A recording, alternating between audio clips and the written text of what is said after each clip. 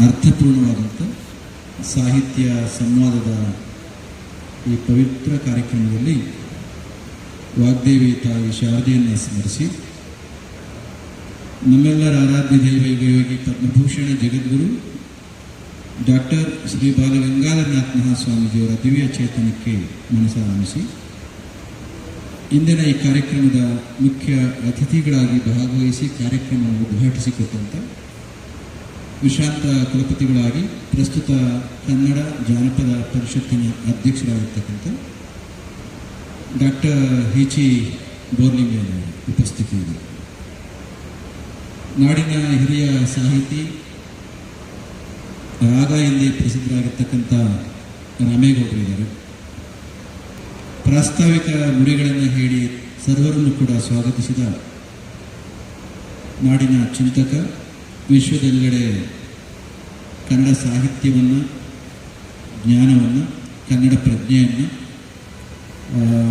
ಜನಮಾನಸಕ್ಕೆ ತಿಳಿಸ್ತಕ್ಕಂಥ ಕೆಲಸವನ್ನು ಕಳೆದ ಹಲವಾರು ದಶಕಗಳಿಂದ ಮಾಡ್ತಾ ಬಂದಿರತಕ್ಕಂಥ ಪ್ರೀತಿಯ ಪ್ರೊಫೆಸರ್ ಕೃಷ್ಣೇಗೌಡರು, vice chancellor of the university, ವಿಶ್ವವಿದ್ಯಾಲಯದ ಕುಲಪತಿಗಳಾದ ಶ್ರೀಧರ್ ಅವರು, ವೇದಿಕೆಯಲ್ಲಿ ಕೆಳಗಡೆ ಬಹಳಷ್ಟು ಜನ ಕವಿಗಳು, ಸಾಹಿತಿಗಳು, ಬರಹಗಾರರು ತಾವೆಲ್ಲರೂ ಕೂಡ ಕೂತಿದ್ದೀರಿ.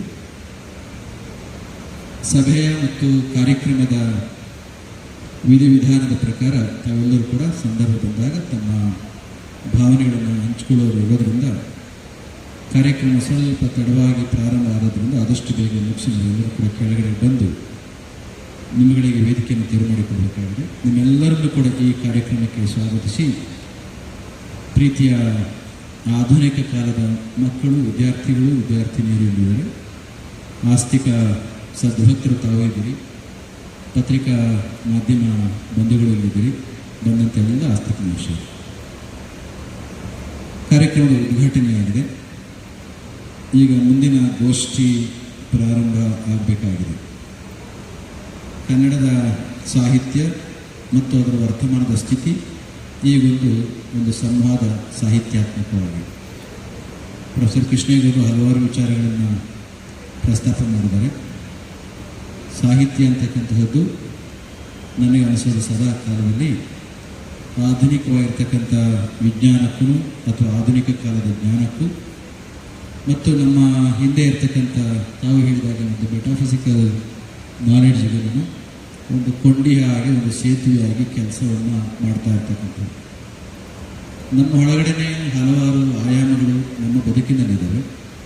ಆ ಎಲ್ಲ ಆಯಾಮಗಳು ಬೆಳಗಲಿಕ್ಕೆ ಪ್ರಾರಂಭ ಆಯಿತು ಅಂತಂದರೆ ನಮ್ಮ ಅಂತಹ ವ್ಯಕ್ತಿಯಿಂದ ಬರ್ತಕ್ಕಂಥ ಭಾವನೆಯ ಬರಹಗಳು ಇನ್ನೂ ಕೂಡ ತಲುಪಲಿಕ್ಕೆ ಆಗಲೇ ಇರ್ತಕ್ಕಂಥವ್ರಿಗೆ ತಲುಪಿಸಿ ಮೇಲಕ್ಕೆ ಏರಿಸ್ತಕ್ಕಂಥ ಕೆಲಸವನ್ನು ಮಾಡಲಿಕ್ಕೋಸ್ಕರ ವಿಲಿಯಂ ಬ್ಲೇಕ್ ಯಾರೋ ಒಂದು ಮಾತನ್ನು ಹೇಳಿದ್ದು ನೆನಪುಂಟು. If you cleanse the door of your perception, world will be seen as it is ಅಂತ ಒಂದು ಮಾತು. ನಮಗೆ ಜಗತ್ತು ಅಥವಾ ಸಾಕಷ್ಟು ವಿಚಾರಗಳು ಒಬ್ಬೊಬ್ಬರಿಗೆ ಒಂದೊಂದು ಥರ ಕಾಣಿಸ್ತಾ ಇದೆ. ಯಾಕೆ ಕಾಣಿಸ್ತವೆ? ಸಾಪೇಕ್ಷವಾಗಿರ್ತಕ್ಕಂತಹ ಸಂದರ್ಭದಲ್ಲಿ ನಿರಪೇಕ್ಷವಾಗಿರ್ತಕ್ಕಂಥದ್ದು ಒಂದೊಂದು ರೀತಿಯಲ್ಲಿ ಕಾಣಲಿಕ್ಕೆ ಏನು ಅಂತಂದರೆ ನಮ್ಮೆಲ್ಲ ಒಬ್ಬೊಬ್ಬರ ಪರ್ಸೆಪ್ಷನ್ ಕೂಡ ಒಂದೊಂದು ರೀತಿ ಇರೋದ್ರಿಂದ ನನ್ನ ಪರ್ಸೆಪ್ಷನ್ಗೆ ತಕ್ಕಾಗಿ ಅದನ್ನು ನಾನು ಗ್ರಹಿಸ್ತೀನಿ. ಅದು ಯಾರ ತಪ್ಪು ಅಲ್ಲ, ಆಯಾ ಕಾಲದಲ್ಲಿ ಇರ್ತಕ್ಕಂಥ ಒಂದು ಪ್ರಜ್ಞೆಯ ಹರಿವು. ಒಬ್ಬನೇ ವ್ಯಕ್ತಿ ಒಂದೇ ದಿನದಲ್ಲಿ ಹಲವಾರು ಎತ್ತರದ ತನ್ನದೇ ಆಗಿರ್ತಕ್ಕಂಥ ಪ್ರಜ್ಞೆಯ ನೆಲೆಯನ್ನು, ಸ್ತರವನ್ನು ಮುಟ್ಟಿ ಕೆಳಗಡೆಗೆ ತಾವು ನೋಡಿದ್ರಿ ಪೆಂಡುಲಮ್ ಹೀಗೆ ಓಡಾಡ್ತಾ ಇದ್ದದ್ದು. ಆದರೆ ನೀರಿನ ಎತ್ತರವನ್ನು ಅಳಿಲಿಕ್ಕೆ ಈ ಎಡ್ಸನ್ನು ನೋಡಲಿಕ್ಕೆ ಉಪಯೋಗಿಸ್ತಾ ಇರ್ತಾರೆ, ಫ್ಲಕ್ಚುಯೇಟ್ ಆಗ್ತಾ ಇರ್ತಾರೆ. ಒಂದೇ ದಿನದಲ್ಲಿ ಅದೆಷ್ಟೇ ದಾರ್ಶನಿಕ ಕವಿ ಆಗಿದ್ರೂ ಕೂಡ ಒಬ್ಬ ದೊಡ್ಡ ವ್ಯಕ್ತಿ ಆಗಿದ್ರೂ ಅವನ ಭಾವನೆಗಳು ಮೇಲೆ ಕೆಳಗಡೆಗೆ ಚಲಿಸ್ತಾ ಇರ್ತವೆ. ಒಂದು ಕಾಲದಲ್ಲಿ ತನ್ನದೇ ಸಿದ್ಧಾಂತವನ್ನು ಕಾಂಟ್ರಡಿಕ್ಟ್ ಮಾಡ್ಕೊಳ್ತಕ್ಕಂಥ ಸಾಹಿತಿಗಳನ್ನು, ಕವಿಗಳನ್ನು ಕೂಡ ನಾವು ನೋಡ್ತೀವಿ. ಎಂದು ಈ ಫ್ಲಕ್ಚುಯೇಷನ್ ವ್ಯಕ್ತಿಯಲ್ಲಿ ನಿಲ್ಲುತ್ತೋ ಅಂತಹ ಸ್ತರಕ್ಕೆ ಹೋದಂತಹ ವ್ಯಕ್ತಿ ಕೊಟ್ಟಂತಹ ಸತ್ಯವನ್ನು ಆತ್ಯಂತಿಕ ಅಥವಾ ಸತ್ಯ ಅಥವಾ ಅಬ್ಸಲ್ಯೂಟ್ ಟ್ರೂತ್ ಅಂತ ನಾವೇನು ಕರ್ಕೊಳ್ತೀವಲ್ಲ, ಅಂತಹ ಸ್ಥಿತಿಯ ಕಡೆಗೆ ಕರ್ಕೊಂಡು ಹೋಗ್ತಕ್ಕಂಥ ಶಕ್ತಿ ನಮ್ಮ ಸಾಹಿತ್ಯಕ್ಕೆ ಇದೆ. ಈ ದೃಷ್ಟಿಯಲ್ಲಿ ಅವರು ಹೇಳಿದ್ದು ನನ್ನ ಅರ್ಥದಲ್ಲಿ, when you close the door of your perception, world will be seen as it is. ನಮ್ಮ ಒಳಗಡೆ ಹಲವಾರು ಕ್ಲೇಶಗಳಿವೆ. ಕೇಳಲಿಕ್ಕೆ ಶಬ್ದಗಳು ಬೇರೆ ಬೇರೆ ವಿಚಿತ್ರ ಅಂತ ಅನಿಸಿದ್ರು ಕೂಡ ವಾಸ್ತವದಲ್ಲಿ ಅದು ಸತ್ಯವಾಗಿರ್ತಕ್ಕಂಥದ್ದು. ವರ್ತಮಾನದ ಅರ್ಥದಲ್ಲಿ ನಾವು ಸಾಹಿತ್ಯವನ್ನು ಅರ್ಥ ಮಾಡಿಕೊಳ್ಬೇಕು ಅಂತಂದರೆ, ಅಂತಹ ಸಾಹಿತ್ಯ ನಮ್ಮ ಬದುಕನ್ನು ಬದಲಾವಣೆಗೆ ಒಳಗಾಗಿಸುತ್ತೆ ಅಂತಂದರೆ, ಅಂತಹ ಬದಲಾವಣೆಗೆ ಒಳಗಾಗಿಸಿದಂಥ ಸತ್ಯದ ನೆಲೆಯಲ್ಲಿ ಬದಲಾವಣೆ ಆದದ್ದೇ ಆದಾಗ ಸಹಜವಾಗಿ ವರ್ತಮಾನದ ಸಮಾಜವೂ ಕೂಡ ಆ ನಿಟ್ಟಿನಲ್ಲಿ ಮುಂದೆ ಹೋಗಲಿಕ್ಕೆ ಸಾಧ್ಯ ಆಗುತ್ತೆ. ಈ ದೃಷ್ಟಿಯಿಂದ ಇವತ್ತು ಸಾಹಿತ್ಯ ಸಂವಾದ ಅಂತ ಹೆಸರನ್ನು ಪ್ರೊಫೆಸರ್ ಚಂದ್ರಶೇಖರನವರು, ಗಂಗಾಧರು, ವಾಸುದೇವ ಮೂರ್ತಿಯವರು ಎಲ್ಲರೂ ಕೂಡ ಸೇರಿ ಇಟ್ಟು ಒಬ್ಬ ಸನ್ಯಾಸಿಯನ್ನು ಕೂಡ ತಂದು ಕೂಡಿಸ್ಕೊಂಡು ನಿಮ್ಮ ಮಾತುಗಳನ್ನು ಕೇಳಲಿಕ್ಕೆ ಮುಂದೆ ಇಟ್ಟಿದ್ದೀವಿ. ಈ ಸಂವಾದ ಅಂದ ತಕ್ಷಣ ಕೆಲವರಿಗೆ ನಮಗೆ ನೆನಪಾಗುತ್ತೆ. ಈ ಪ್ರೊಫೆಸರ್ ಕೃಷ್ಣೇಗೌಡರಿಗೆ ಕೇಳಿದೆ, ಈ ಸಾಹಿತಿಗಳ ಮಧ್ಯದಲ್ಲಿ, ಕವಿಗಳ ಮಧ್ಯದಲ್ಲಿ ನಾನು ಸನ್ಯಾಸಿ ಯಾವುದೋ ಒಂದು ದಡವನ್ನು ಮಟ್ಟಿರ್ತಕ್ಕಂತಹನು ಏನು ಮಾತನಾಡೋದು ಅಂತ ಕೇಳಿದೆ. ಅದಕ್ಕೆ ಅವರು ತಮಾಷೆ ಹೇಳಿದರು, ವಾದಗಳೇ ಜಾಸ್ತಿ ಆಗ್ತಾ ಇರ್ತಕ್ಕಂಥ ಈ ಕಾಲಕ್ಕೆ ಸ್ವಲ್ಪ ಸಂವಾದ ಬೇಕು ಅಂತ ಹೇಳಿದರೆ ಸಾಕು ಅಂತ. ಈ ವಾದ ಅಂದರೆ ಏನಾಗುತ್ತೆ, ಯಾವುದೋ ಒಂದು ನೆಲೆಯಲ್ಲಿ ಒಂದು ಪ್ರಿಕನ್ಸೀವ್ಡ್ ಐಡಿಯಾವನ್ನು ಇಟ್ಕೊಂಡು ಒಂದು ಮಗ್ಗಲ್ನಲ್ಲಿ ಒಂದು ಪಾರ್ಟಿಯನ್ನು ಇಟ್ಕೊಂಡು ನಿಂತ್ಕೊಂಡಿರೋದು. ಪಾರ್ಟಿ ಅಂದರೆ ಈ ಪಾರ್ಟಿಗಳು ಬರುತ್ತಾನೆ, because you are not here to discuss anything about the politics. ಯಾವುದೋ ಒಂದು ದಡವನ್ನು ಹಿಡಿದು ನಿಂತ್ಕೊಳ್ತಕ್ಕಂಥದ್ದು, ಆ ದಡವನ್ನು ಕಚ್ಚಿಕೊಂಡು ಬಿಡ್ಲಿಕ್ಕೆ ಆಗಲಿದ್ದಾಗ ವಾದಗಳು ಮತ್ತು ಸ್ಪಾರ್ಕ್ ಸ್ಟಾರ್ಟ್ ಆಗ್ತದೆ. ಸಂವಾದದಲ್ಲಿ ಸತ್ಯವನ್ನು ಅರಿತಕ್ಕಂಥ ಭಾವನೆಯ ನೆಲೆಗಟ್ಟಿನಲ್ಲಿ ಮುಕ್ತವಾಗಿರ್ತಕ್ಕಂಥದ್ದು ಅಂತಹದ್ರ ಕಡೆಗೆ ಹೋಗುತ್ತೆ. ಅದು ವಿಜ್ಞಾನದ ಸಾಹಿತ್ಯದಲ್ಲಿರ್ಬೋದು, ಅಥವಾ ನಮ್ಮ ಈ ಸಾಹಿತ್ಯದಲ್ಲಿರ್ಬೋದು, ಅಥವಾ ಉಪನಿಷತ್ತಿನ ಅಥವಾ ನಮ್ಮ ಫಿಲಾಸಫಿಕಲ್ ಸಾಹಿತ್ಯದಲ್ಲಿರ್ಬೋದು, ಎಲ್ಲೇ ಹೋದರೂ ಕೂಡ ಅದನ್ನು ನಾವು ಕಾಣ್ತೀವಿ. ಸಂವಾದ ಇದ್ದರೆ ಏನಾಗ್ಬೋದು, ವಾದ ಇದ್ದರೆ ಏನಾಗ್ಬೋದು ಅಂತ ಕೆಲವರು ಕಡೆ ವಾದ ಇತ್ತು ಅಂತಂದು ಗಲಾಟೆಗಳಾಗ್ತವೆ, ಸಂವಾದ ಇತ್ತು ಅಂತಂದು ಶಾಂತಿ ನೆನೆಸುತ್ತೆ. ಸತ್ಯವನ್ನು ತಿಳಿಬೇಕು ಅಂತಕ್ಕಂಥ ಭಾವನೆಯನ್ನು ಮುಕ್ತವಾಗಿ ಇಟ್ಕೊಂಡು ಕುಳಿತಂಥ ವ್ಯಕ್ತಿಯ ಮಧ್ಯದಲ್ಲಿ ಸಂವಾದ ನಡೆಯುತ್ತೆ. ಈಗಾಗಲೇ ಇರೋದೇ ಹೀಗೆ, ಏನೇ ಆದರೂ ಕೂಡ ಬದಲು ಆಗೋದಿಲ್ಲ ಅಂತ ಕುಳಿತುಕೊಂಡ ವ್ಯಕ್ತಿನ ಮುಂದೆ ಕುಳಿತುಕೊಂಡ್ರೆ ಕಿತ್ತಾಟ ಆಗುತ್ತೆ. ಅದನ್ನು ಸಾಫ್ಟ್ ಲ್ಯಾಂಗ್ವೇಜ್ನಲ್ಲಿ ನಾವು ವಾದ ಅಂತ ಕರಿತೇವೆ. ಉದಾಹರಣೆಗೆ ನನಗೆ ನೆನಪಾಗ್ತಕ್ಕಂತಹದ್ದು, ನಾವೆಲ್ಲರೂ ಕೂಡ ವೈಜ್ಞಾನಿಕವಾಗಿ ಚಿಂತಿಸಬೇಕು ಅಂತ ಹೇಳುವ ಕಾಲಘಟ್ಟ ಆದದ್ರಿಂದ ಆ ವೈಜ್ಞಾನಿಕ ರಂಗದಲ್ಲಿ ನಾವು ತೆಗೆದುಕೊಂಡ್ರೆ ವಾದ ಮತ್ತು ಸಂವಾದ ಇದ್ದರೆ ಹೇಗಿರ್ಬೋದು ಅನ್ನೋದಕ್ಕೆ ನೋಡಿ. ಒಬ್ಬ ವಿಜ್ಞಾನಿ ಅಂದ ತಕ್ಷಣ ನಮಗೆ ನೆನಪಾಗ್ತಕ್ಕಂಥದ್ದು ಐನ್ಸ್ಟೈನ್ ಅಂತ ಒಬ್ಬನ ಇಟ್ಕೊಳ್ಳಿ. ಈ ಐನ್ಸ್ಟೈನ್ ಅಂತ ಒಬ್ಬ ವ್ಯಕ್ತಿ ಅಮೇರಿಕಕ್ಕೆ, ವಿಜ್ಞಾನದ ಜಗತ್ತಿನಲ್ಲಿ ಇನ್ನೂ ಜರ್ಮನಿಯಲ್ಲಿದ್ದಾಗ ಅಮೇರಿಕ ದೇಶಕ್ಕೆ ಹೋದರೆ, ಬೇರೆ ಬೇರೆ ದೇಶಗಳಿಗೆ ಹೋದರೆ ಆ ದೇಶದ ಜನಗಳು ರೋಡಿಗೆ ಗಲಾಟೆ ಮಾಡ್ತಿದ್ರು ಅಂತ.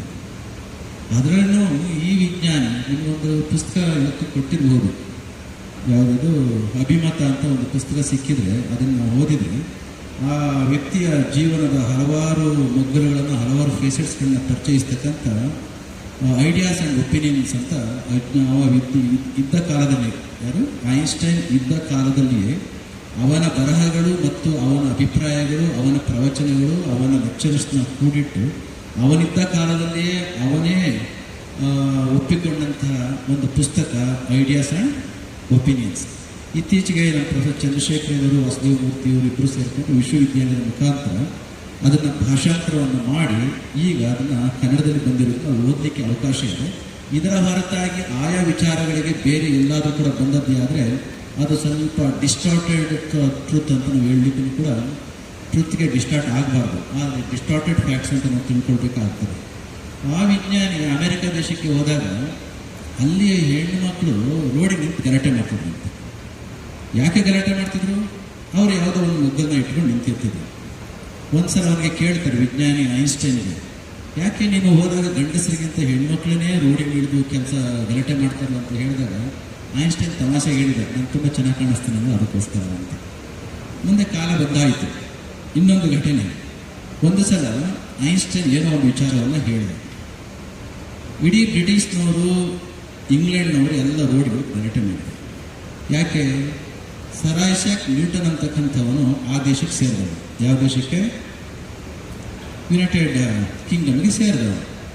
ಆ ದೇಶಕ್ಕೆ ಸೇರಿದವನು ಆಗಿರೋದ್ರಿಂದ ಅವ ಹೇಳಿದ ಮಾತುಗಳನ್ನು ಸಾರ್ವಕಾಲಿಕ ಸತ್ಯ. ಯಾಕೆಂದರೆ ವಿಜ್ಞಾನ ಅಂದರೆ ನಮಗೊಂದು ಭಾವನೆ ಇದೆ, it is an absolute truth ಅಂತ. ಆದರೆ ನಾವು ಒಪ್ಕೊಳ್ಬೇಕಾಗಿರ್ತಕ್ಕಂಥದ್ದು ಏನಂದರೆ, nothing is absolute in this world as long you are. ನಾವು ಎಲ್ಲಿವರೆಗೂ ಕೂಡ ನಮ್ಮ ಇಂದ್ರಿಯ ಜಗತ್ತಿನಲ್ಲಿ, ಮಾನಸಿಕ ಜಗತ್ತಿನಲ್ಲಿ, ಭೌತಿಕ ಜಗತ್ತಿನಲ್ಲಿ ಮಾತ್ರ ಯೋಚನೆ ಮಾಡ್ತಿರ್ತೀವೋ ಅಲ್ಲಿವರೆಗೂ ಕೂಡ ಯಾವುದೂ ಕೂಡ ಸಾರ್ವಕಾಲಿಕ ಸತ್ಯ ಆಗಲಿಕ್ಕೆ ಸಾಧ್ಯ ಇಲ್ಲ. ಇದು ಸಾಪೇಕ್ಷ ಸತ್ಯವೇ. ಅವ ಏನೋ ಒಂದು ಹೇಳಿದ್ದ, ಅದನ್ನು ನಮಗೂ ಕೂಡ ಪಾಠ ಮಾಡಿದ್ರು, ನಾವು ಕೂಡ ಕಲ್ತಿದ್ದೇವೆ, ನೀವು ಕೂಡ ಕಲ್ತಿರ್ತೀರಿ. ಉದಾಹರಣೆಗೆ ಚಲನೆಯ 3 ನಿಯಮಗಳು ಅಂತ ನೀವು ಕೇಳಿದಿರಿ. ನಾವು ಎಲ್ಲ ಕನ್ನಡ ಮೀಡಿಯಮಲ್ಲಿ ಓದಿದ್ರಿಂದ ಲಾ ಆಫ್ ಮೋಷನ್ಸ್ ಅಂತ ಏನು ಕೇಳಿದ್ದೀವಿ, ಚಲನೆಯ 3 ನಿಯಮಗಳು. 3ನೇ ನಿಯಮ ಏನು ಹೇಳುತ್ತೆ? ಥರ್ಡ್ ಆಫ್ ಮೋಷನ್ಸ್ ಏನು? For each and every action there is equal and opposite reaction ಅಂತ ಹೇಳುತ್ತೆ. ಈ ಮನುಷ್ಯ ಏನು ಮಾಡಿದ? ಯಾರು? ಐನ್ಸ್ಟೈನ್ ಅಂತಕ್ಕಂಥವನು ಇಲ್ಲ ಅವನು ಹೇಳಿದ್ದು ತಪ್ಪೇನಿಲ್ಲ, ಆದರೆ ವಿಜ್ಞಾನವನ್ನು ಜಗತ್ತಿನ ಜನಗಳು ಭಾವಿಸಿದ ರೀತಿಯಲ್ಲಿ ಇದು ಸಾರ್ವಕಾಲಿಕ ಸತ್ಯ ಅಲ್ಲ ಅವನ ನಿಯಮ. ಅಂದರೆ ಪ್ರತಿಯೊಂದು ಆಕ್ಷನ್ಗಳಲ್ಲೂ ಕೂಡ ಅದಕ್ಕೆ ಪ್ರತಿಯಾಗಿರ್ತಕ್ಕಂಥ ಈಕ್ವಲ್ ಆಗಿರ್ತಕ್ಕಂಥ ರಿಯಾಕ್ಷನ್ ಇದೆ. ಅದನ್ನು ಆಧರಿಸಿ ಸಾಹಿತ್ಯ ರಚನೆ ಆಯಿತು, ವಿಜ್ಞಾನದ ತತ್ವ ರಚನೆ ಆಯಿತು, ಅದಕ್ಕೆ ಪೂರಕವಾಗಿರ್ತಕ್ಕಂಥ ಪ್ರಾಕ್ಟಿಕಲ್ ಇಂಪ್ಲಿಕೇಶನ್ಸ್ ಕೂಡ ಆಗ್ತಾ ಇದೆ. ಅದರ ಉಪಯೋಗವನ್ನು ಪಡ್ಕೊಳ್ತಕ್ಕಂಥ ಸಂದರ್ಭದಲ್ಲಿ ಅದು ಸತ್ಯ ಅಂತ ಯಾಕೆ ಭಾವಿಸಬಾರ್ದು? ಅದನ್ನು ಸತ್ಯ ಅಂತ ಭಾವಿಸಿ ಬಿಟ್ಟು ಆತ್ಯಂತಿಕ ಸತ್ಯ ಅಂತ ಭಾವಿಸ್ಬಿಡು ಅಂತ ಐನ್ಸ್ಟೈನ್ ಹೇಳಿದೆ. ಯಾಕೆ ಅಂತ ಕೇಳಿದರೆ, ಅದೇ ಸುಮಾರಿಗೆ ಅಲ್ಲಿಯವರೆಗೂ ಕೂಡ ಗೊತ್ತಿರದೇ ಇದ್ದಂಥ ಇನ್ನೊಂದು ಸತ್ಯ ಅನಾವರಣ ಆಗ್ತಾ ಇತ್ತು ಜಗತ್ತಿನಲ್ಲಿ, ಮುಂಚೆ ಆಗಿರಲಿಲ್ಲ. ಅದೊಂದು ಕ್ವಾಂಟಮ್ ಸೈನ್ಸ್ ಅಂತ. ಕಣಭೌತಶಾಸ್ತ್ರದ ಬೆಳಕಿನಲ್ಲಿ ನ್ಯೂಟನ್ನ ಹಲವಾರು ನಿಯಮಗಳು ತಾವಾಗಿ ಬಿದ್ದು ಹೋಗ್ತಾ ಇದ್ದು, ಅದನ್ನು ಕಂಡಂಥ ದ್ರಷ್ಟಾರ ರೂಪದಲ್ಲಿ ಐನ್ಸ್ಟೈನ್ ಹೇಳಿದ, at all the times, at each and every moment of the time, at all the fields of the world, Newton's third law is not going to be fit into, is not going to be true ಅಂತ ಹೇಳಿದೆ. ಯಾಕೆ ಅಂತಂದರೆ, when you go deep into quantum level, ಸೂಕ್ಷ್ಮವಾಗಿರ್ತಕ್ಕಂಥ ಕಣಗಳು, ಯಾವುದು quantum ಕಣಗಳು ನ್ಯೂಟನ್ನ 3ನೇ ನಿಯಮವನ್ನು ಅನುಸರಿಸೋದ್ರಿಂದ ಅವು ಹಿಟ್ ಮಾಡೋದು ಅವು ಕೂಡ ಹೋಗ್ತಾ ಇರ್ತವೆ. ಇದನ್ನು ಸ್ವಲ್ಪ ಡೀಪಾಗಿ ಹೋಗ್ತಾ ಹೋದರೆ ಅರ್ಥ ಆಗುತ್ತೆ. ಈಗ ನೋಡಿ, ಒಂದು ಕಾಲದಲ್ಲಿ ಸತ್ಯ ಅಂತ ಭಾವಿಸಿದ್ದನ್ನು ಆ ಜನರು ಸತ್ಯ ಯಾವುದು ಇಲ್ಲ ಅಂತ ತಿಳಿದು ವಾದ ಮಾಡಬಹುದು, ಸಂವಾದ ಮಾಡಿದ್ದರೆ ಅದು ಸಂವಾದ ಒಂದು ಸತ್ಯದ ಬೆಳಕಿಗೆ, ಸತ್ಯದ ಅನಾವರಣಕ್ಕೆ ಕಾರಣ ಆಗ್ತಾ ಇತ್ತು. ಇನ್ನೊಂದು ಮಾತು, ಬ್ರಿಟಿಷ್ನವ್ರು ಯಾಕೆ ಐನ್ಸ್ಟೈನ್ಗೆ ಗಲಾಟೆ ಮಾಡ್ತಿದ್ರು ಅಂತಂದರೆ, ನಮಗೊಂದು ಕಾನ್ಸೆಪ್ಟ್ ಉಂಟು. ನಾವು ಚಿಕ್ಕ ವಯಸ್ಸಲ್ಲಿ ನಮ್ಮ ಅಷ್ಟು ನಮ್ಗೆ ಹೇಳ್ಕೊಟ್ಟಿದ್ರು, ಏನು? ಬೆಳಕಿನ ಕಿರಣಗಳು ಯಾವಾಗಲೂ ನೇರವಾಗಿ ಹೋಗ್ತವೆ, ಆಮೇಲೆ ಶಬ್ದದ ಅಲೆಗಳು ವಕ್ರೀಭೂತವಾಗಿ ಹೋಗ್ತವೆ. Curvilinear motion will be light waves, sound waves, ಮತ್ತು straight line and linear will be light ಅಂತ ಹೇಳ್ತದೆ. ಈ ಮನುಷ್ಯ ಸುಮ್ಮನೆ ಕುಳಿತುಕೊಂಡು ಇಲ್ಲ ನ್ಯೂಟನ್ ಹೇಳಿದ್ದು ಸ್ವಲ್ಪ ತಪ್ಪಿದೆ ಅಂತಂದರೆ ಸಾಪೇಕ್ಷವಾಗಿ ಅಲ್ಲ, ನಿರಪೇಕ್ಷವಾಗಿ. ಏನು ಅಂತಂದರೆ, ಬೆಳಕಿನ ಕಿರಣಗಳು ಕೂಡ ಬಾಗ್ತವೆ ಅಂತ ಹೇಳಿದೆ. ಈಗ ಸತ್ಯವನ್ನು ಒಪ್ಪಿಕೊಳ್ಳುವ ಸಂವಾದದ ರೂಪದ ಇರ್ತಕ್ಕಂಥ ಮನಸ್ಸುಗಳಿದ್ದದ್ದೇ ಆದರೆ ಹೇಗೆ ಅಂತ ಕುಳಿತುಕೊಂಡು ಅದನ್ನು ತಿಳ್ಕೊಳ್ತಕ್ಕಂಥ ಪ್ರಯತ್ನ ಆಗ್ತಾ ಇತ್ತು. ಇಲ್ಲ, ನಮ್ಮವರೇ ಹೇಳಿತ್ತು. ಇವತ್ತು ಆಗ್ತಾ ಇರೋಲ್ಲ, ಒಂದು ಜಾತಿಯ ಹೆಸರಿನಲ್ಲಿರ್ಬೋದು, ಧರ್ಮದ ಹೆಸರಿನಲ್ಲಿರ್ಬೋದು, ಸಿದ್ಧಾಂತದ ಹೆಸರಿನಲ್ಲಿರ್ಬೋದು, ಸತ್ಯವನ್ನು ಒಪ್ಪಿಕೊಳ್ಳದೆ ಅದಕ್ಕೆ ಮಾತ್ರ ನಾವು ನೇಣಾಕೊಂಡು ಗಂಟಾಕೊಂಡು ಇದನ್ನು ಬಿಟ್ಟು ಉಳಿದದ್ದು ಇಲ್ಲ ಅಂತ ಭಾವಿಸುವ ಸಂದರ್ಭದಲ್ಲಿ ಗಲಾಟೆಗಳಾಗ್ತವೆ, ಆಗತ್ತವೆ, ಹೇಳಿದಂಗೆ ವಾದಗಳಾಗ್ತವೆ.